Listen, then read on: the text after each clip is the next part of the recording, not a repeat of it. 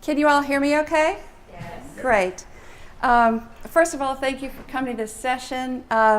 When I heard about Miriam has been my mentor for several years at Kennesaw State University, and when she told me about the theme of the GSA this year on healthy, just, and sustainable communities, I immediately wanted to participate because I'm a writer and I'm doing my master's right now in professional writing, but because of my background in Scientology, I'm very involved in cultic studies. And Miriam being a sociologist, that's how she and I connected. So when I heard about the theme, I immediately thought, okay, healthy, just, and sustainable communities made me think about how do communities react when a cult or a group perceived as a cult moves into town. I have worked as a consultant to many different groups and several different towns, which I'm going to be going over with you in a minute in this presentation. People have asked me to come because of my background in Scientology to help them deal with issues related to threatening groups that come into town. How do they deal with their fears? And they've shared with me what their concerns are, and they've asked me from sort of an inside perspective on how to deal with this. So before we move forward, I'll just tell you a little bit about who I am, who I was as a Scientologist. I got involved in Scientology back in 1982. My husband and I were in the entertainment business. I was a fashion designer and I was married to a composer, and I went into the music publishing business to publish his music. He wrote several hit songs like On the Wings of Love, the theme to Rambo, First Blood Part 2. And so those were some of the successes before we got involved in Scientology. When we got in Scientology, my Scientology life spans from 1982 to 1998. So in 16 years, I spent my first 6 years at the Celebrity Center in Hollywood.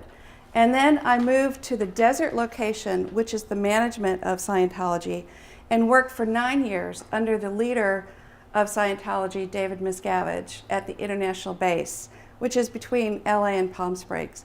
So that is my background. So my orientation to this talk is having been a Scientologist, and then when I came out in '98, I realized that I had lived on planet Scientology for 16 years.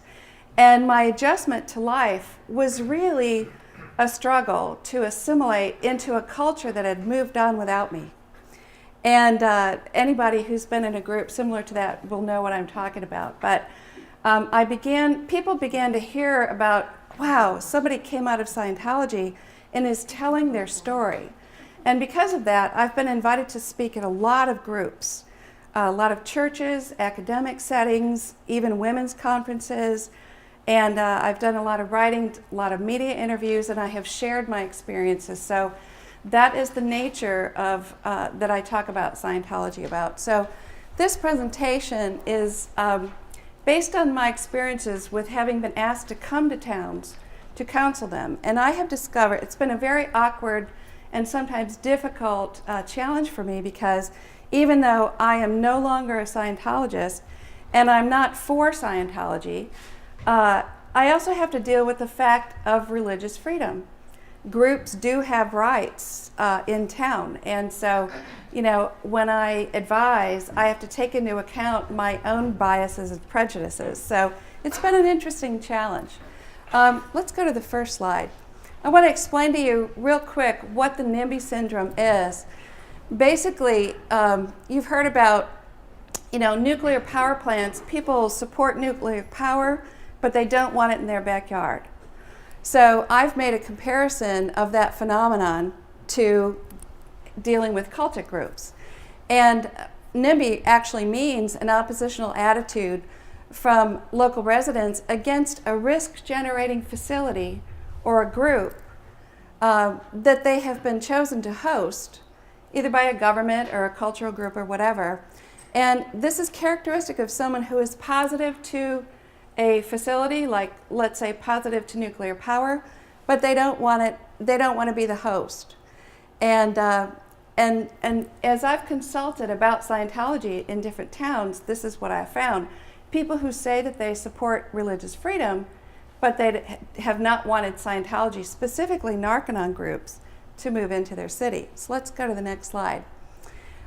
So I was going to present an entire paper on this topic, which I've condensed to just about 10 slides, and I'm using this talk as a prelude to the panel discussion that we're going to have. And my paper will be proposed to the Georgia Sociological Association Journal, but we're just going to hit the main points here. And then after that, I thought if you'd like to ask questions about Narconon, Scientology, whatever, we'll do that during the panel time. So the main things that I wanted to talk about is, these are the conflicts that have come up as I've done consulting. Well, who should bear the burden for religious tolerance and religious freedom? The federal government, local government, or no government? Why would a community consider its health or sustainability threatened if a cultic group moves into town? What are those fears? Are the people who claim to support religious freedom and the First Amendment the same ones who oppose cultic groups moving into their area? And does the NIMBY attitude weigh total benefit against total cost? Let's go to the next slide. What really started me rolling on this was Miriam and I were in New York presenting at the International Cultic Studies Association in July. And while I was there, I visited for the first time Ground Zero. And I picked up a newspaper that had a story, the first story that I had seen, about the mosque that was going to be built or being discussed. And I thought, whoa, that is a large-scale issue that covers pretty much what I'm talking about, because it poses these problems. Is this issue insulting and demeaning to New Yorkers, but is it discriminative against Islam and other religious groups? And what about violating the First Amendment? How does it affect that? And so really it raises the question about sustainability. How do communities bear the burden for religious tolerance? How do you find a balance? Let's go to the next slide.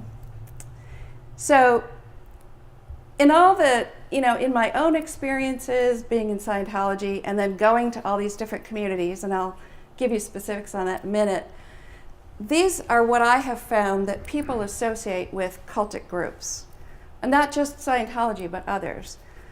Kidnapping, brainwashing, psychological abuse, sexual abuse, criminal activity, mass suicides, and high-profile crimes.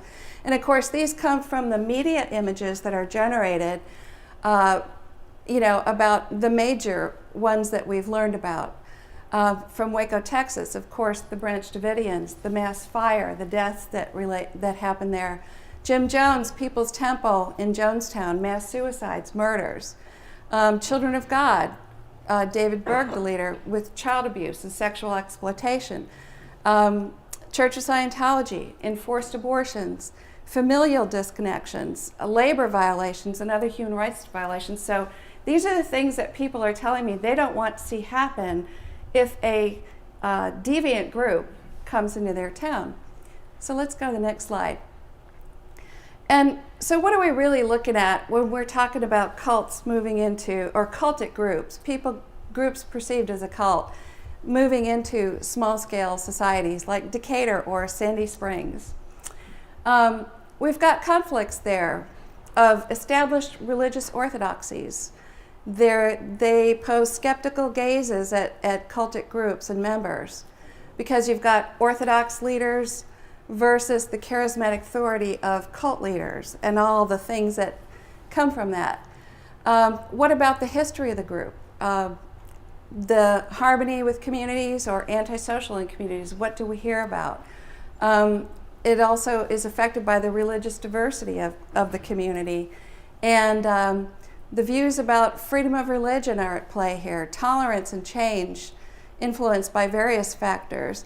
And then you've got the issue of how I've learned how deviant groups are feared, however peaceful or law-abiding those people actually are.